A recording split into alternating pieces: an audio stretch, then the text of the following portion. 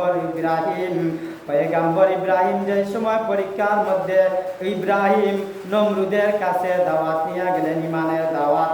তখন ইব্রাহিমের প্রতি নমরুদ বিকর্ষণ হইয়া খারাপ অবস্থা নিয়া ইব্রাহিমের জন্য নমরুদে আগুনের ব্যবস্থা করল। বলেন নাউজুবিল্লাহ। আগুনের মধ্যে ফালাইয়া ইব্রাহিমকে আল্লাহ রাব্বুল আলামিন আরেকটা পরীক্ষা নিলেন নমরুদের মাধ্যমে।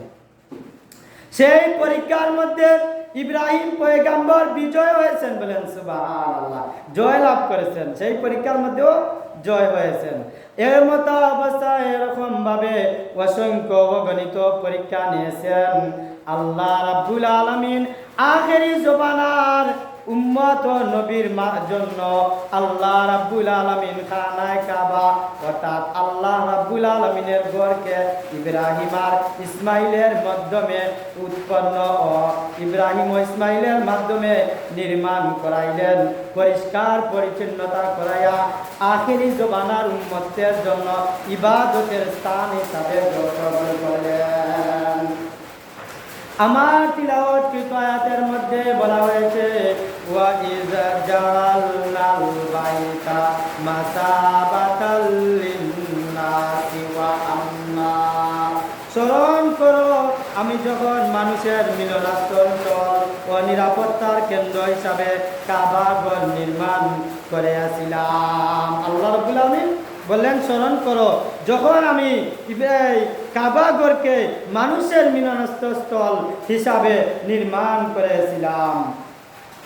ওয়াত্তাখিযু মিন মাকামি ইব্রাহিম মুসাল্লা ওয়া আহিদনা ইলা ইব্রাহিম ওয়া ইসমাঈলা আন তাহিরা বাইতিয়া লিত-তাইফিনা ওয়াল আকিফিনা ওয়ার রুক্কাইস সুজুদ। কাবা ঘর নির্মাণ করেছিলাম আমি তখন তাদের আদেশ দিয়েছিলাম তোমরা ইব্রাহিমের দাঁড়ানোর স্থানটিকে নামাজের স্থান হিসাবে গ্রহণ করো। সুবহানাল্লাহ। যে জায়গায় ইব্রাহিম কি করছিলেন দাঁড়াইছিলেন সেই জায়গাকে নামাজের স্থান হিসাবে তোমরা গ্রহণ করো। আমি ইব্রাহিম ও ইসমাইলকে আদেশ দিয়েছিলাম যেন তারা আমার ঘর কাবা ও হজ উমরা ও তাওয়াফকারীদের জন্য আল্লাহর ইবাদতের আত্ম অনুগারী অর্থাৎ আল্লাহর ইবাদত করার জন্য তোমরা রুকু করাকারীদের জন্য পবিত্র করে রাখো। বলেন সুবহানাল্লাহ। অর্থাৎ ইব্রাহিম আর ইসমাইল আলাইহিস সালাতু ওয়াস সালামকে আল্লাহ রাব্বুল আলামিন আদেশ করলেন তোমরা আমার কাবা ঘরকে নির্মাণ করো যেন এই ঘরের মধ্যে লোকেরা এসে হজ করে উমরা করে আর রুকুকারীরা সেজদাকারীরা সেই জায়গার মধ্যে সেজদা করে তোমরা পরিষ্কার পরিচ্ছন্নতা করো। বলেন সুবহানাল্লাহ। পরের আয়াতে বলা আছে ওয়া ইয ক্বালা ইব্রাহিম রাব্বি জাআল হাদা বালাদান আমিনা ওয়ারযুক আহলাহু মিনাস সামারাতি মান আমানা মিনহুম বিল্লাহি ওয়াল ইয়াউমিল আখির ক্বালা ওয়া মান কাফারা ফায়ুমাত্তিউহু কালিলান সুম্মা আত্তাল্লু ইলা আযাবিন নার ওয়া বি'সাল মাসির। আল্লাহ রাব্বুল আলামিন বলেন ইব্রাহিম যখন বলেছিল হে আমাদের রব এ শহরকে তুমি শান্তি ও নিরাপত্তার শহর বানায়া নাও। বলেন সুবহানাল্লাহ। ইব্রাহিম আলাইহিস সালাম কি করলেন আল্লাহ রাব্বুল আলামিনকে বললেন যে এই শহরকে নিরাপত্তা ও শান্তির শহর বানায়া দাও।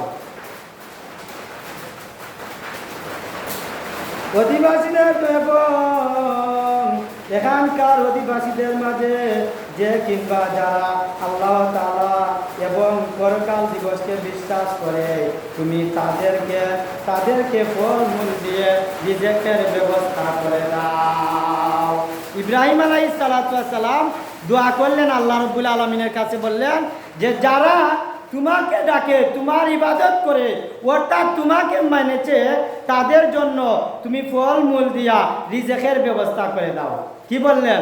আল্লাহ রাব্বুল আলামিনকে দুয়ার মাধ্যমে ইব্রাহিম আলাইহিস সালাতু ওয়াস সালাম বললেন, হে আল্লাহ, যারা তোমার দিনকে মেনেছে, যারা তোমার বিধানকে মেনেছে, যারা তোমার হুকুম মেনেছে, যারা তোমার আদেশ মেনেছে, আল্লাহ তাদের রিজেকের ব্যবস্থা, ফলমূল যাবতীয় যা কিছু লাগে তুমি সব কিছু দিয়া তাদের ব্যবস্থা করে দাও। আল্লাহ রাব্বুল আলামিন বললেন, হে ইব্রাহিম, যারা আমাকে ডাকে আমি তাদের জন্য রিজেকের ব্যবস্থা করলাম, যারা আমাকে ডাকবে না কিছু দিনের জন্য আমি আল্লাহ তাদেরকেও খাবারের ব্যবস্থা করে দিলাম, অর্থাৎ তাদের জন্য আমি আল্লাহ রিজেকের ব্যবস্থা করে দিলাম। আর যারা আমার হুকুম মানল না, যারা আমার আদেশ মানল না, আমার নিষেধ মানল না, হে ইব্রাহিম তুমি জেনে নাও, যারা আমি আল্লাহর আদেশ অমান্য করলো, আমি আল্লাহর নিষেধ অমান্য করলো, আমি আল্লাহ ঘোষণা করে দিলাম, যতই তাদের রিজেকের ব্যবস্থা হয় না কেন, এই দুনিয়াটা হলো চিরস্থায়ী না, এই দুনিয়াটা হলো ক্ষণস্থায়ী দুনিয়া, এই দুনিয়ায় তারা কিছুদিন ভোগ করবে, পরে আল্লাহ রাব্বুল আলামিন বলেন, পরের জগতে গেলে পরে আমি আল্লাহ তাদের জন্য আগুনের ব্যবস্থা করে রাখলাম, আর তারা সেই জায়গায় চিরদিন থাকবে। বলেন নাউজুবিল্লাহ।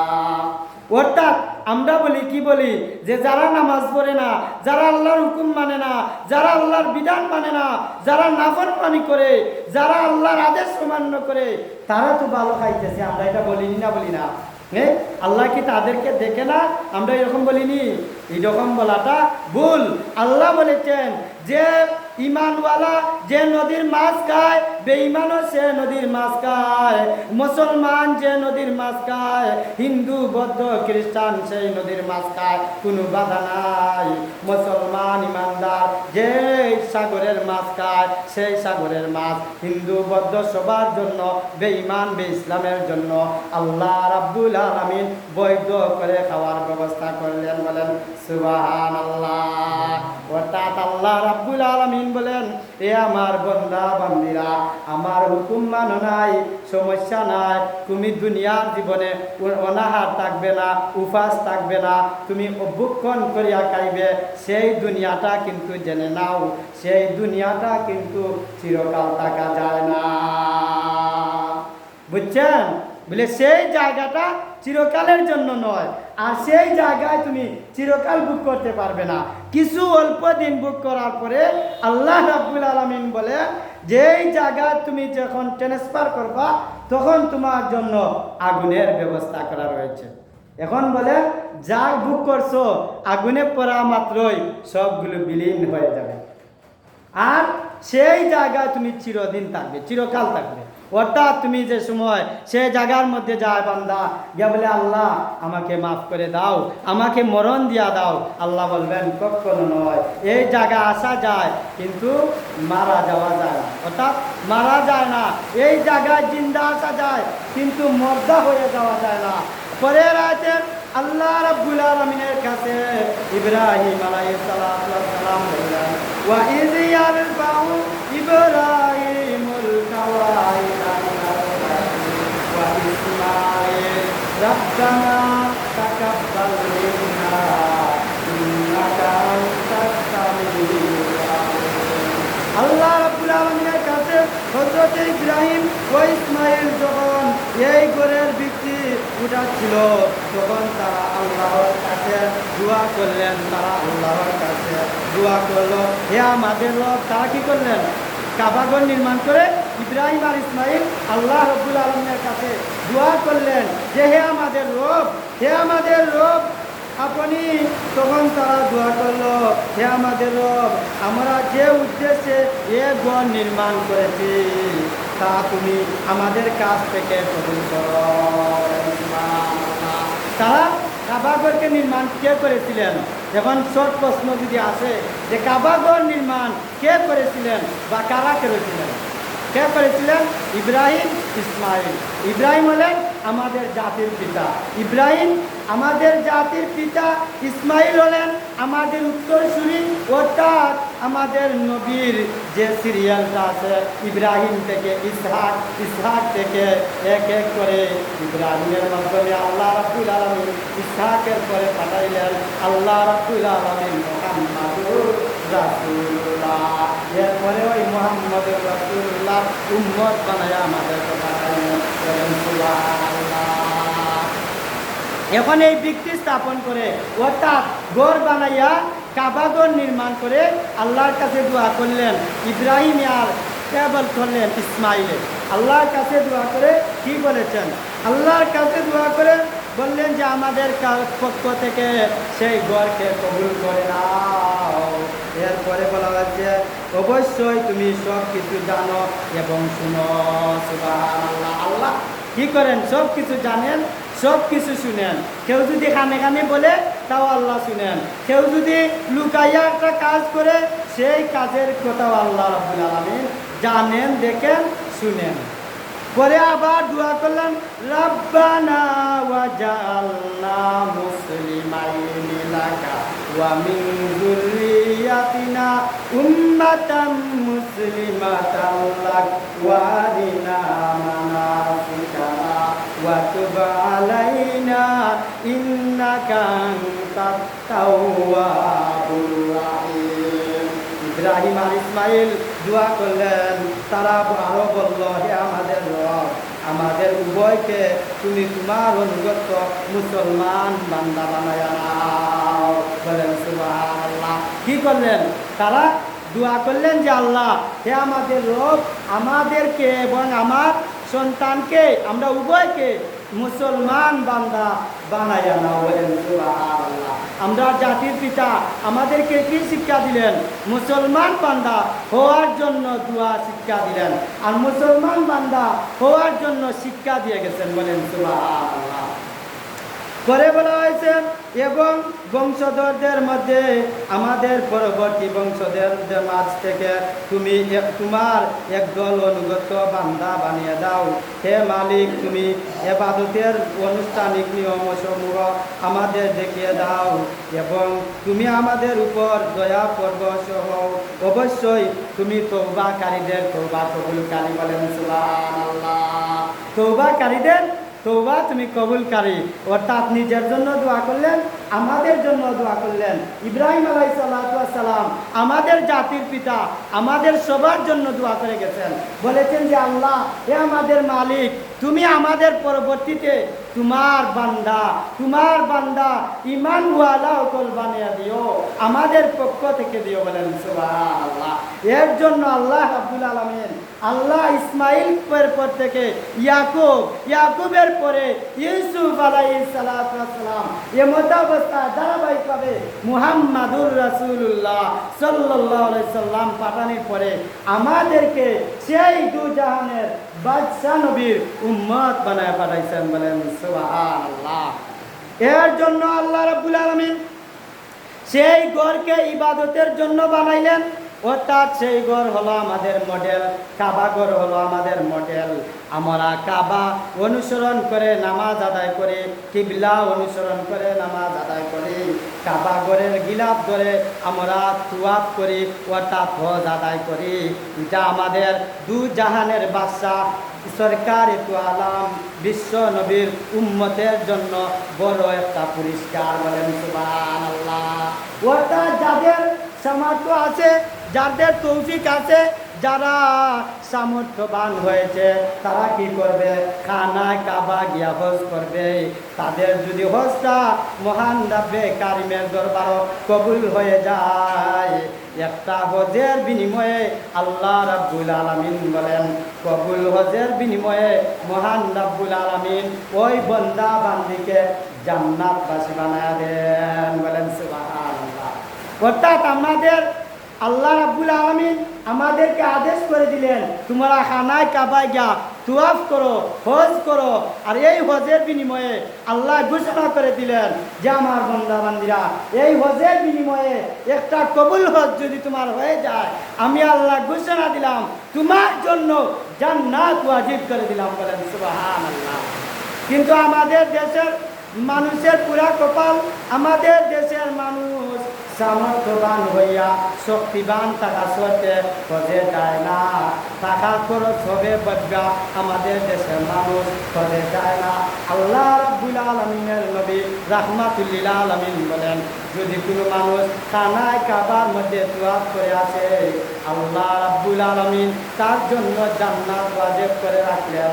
আর এই জায়গায় হজ করে আসার পরে যদি সে গুনাহ থেকে বাঁচিয়া থাকে, আল্লাহ রাব্বুল আলামিন বলেন, আল্লাহ রাব্বুল আলামিন বলেন ওই বান্দা বান্দির জন্য দৌড়ি দৌড়ি জান্নাতে যাওয়ার ব্যবস্থা করে দেন। সুবহানাল্লাহ।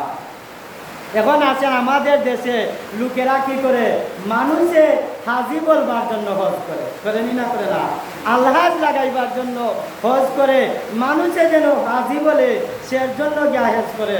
যদি সে এর জন্য হজ করে, বলেন সেই হজ দিয়া আল্লাহর জান্নাত পাওয়া যাবে? জীবনেও পাওয়া যাবে না।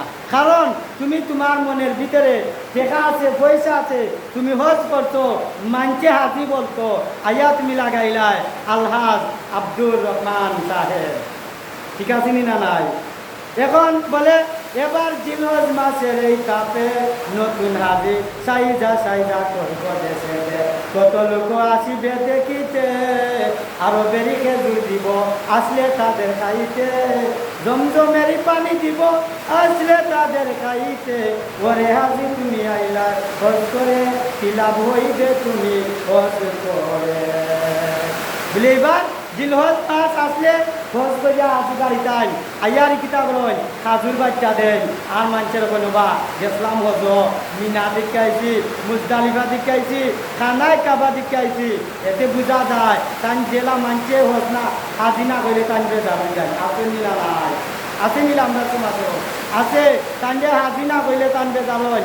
মাইকিং করাইতে হইলে আল্লাহ আব্দুল রব সাহেব গোয়া লাগে, নাইলে হয় না। আল্লাহ আব্দুল গনি সাহেব গোয়া লাগে, নাইলে হইতো না, তানবে যাবইবা বলবা বা হুজুর আব্দুল গনি হাজি আব্দুল গনি কইবা, তুমি তো ভুল কইলা, হাজি সাহেব লাগাইল, নাইলে বেড়া লাগিল। আসেনি না নাই? এখন দেখা যায় হজ করে যাওয়ার বাদে তাই আসো না বল, এই কিতাবে আমদাবাদি গেলে না হজ করে যা খাইতে আইলেন বাড়ির, এবার তোরে দেখলাম না, যাই জমজমের পানি টানি আনছি খাইয়াইলেনে, সে তো টাইম গইলা বা অমুক হাজি হজ করে আইসো নিবা। এরকমের মনের ভাব তোমার থাকতো না।